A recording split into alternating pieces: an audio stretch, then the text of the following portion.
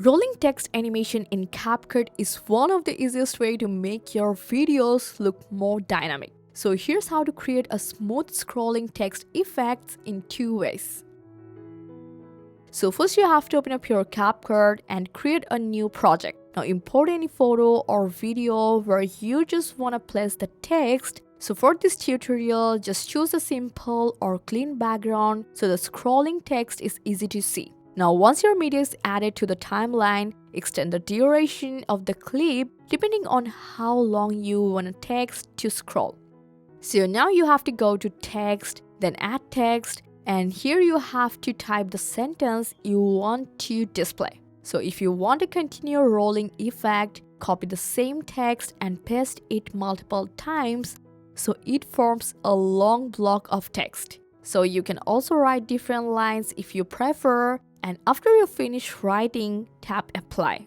So after apply it perfectly, move the text downward so it starts below the screen. Now at the beginning of the clip, tap the keyframe button and move the playhead to the middle and drag the text upward slightly. So you can notice a new keyframe will be added automatically, and move to the end of the clip and drag the text above the screen so it disappears.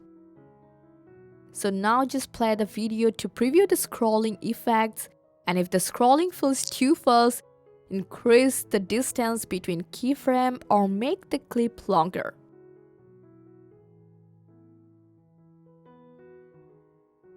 So now I'm showing the second easiest method where I'm using built-in scrolling animation. So you just have to add a new text layer and type your text. So now you have to go to the animation section, and here you have to search for scrolling. So here you find a lot of scrolling effects. I just go for the scroll up. Now we have to adjust animation duration using the slider to control speed. So here we have to preview and fine-tune until it looks perfect. So now from here you just have to check it, and you can export your video right from here, and that's it. You know now 2 easy ways to create rolling text in CapCut.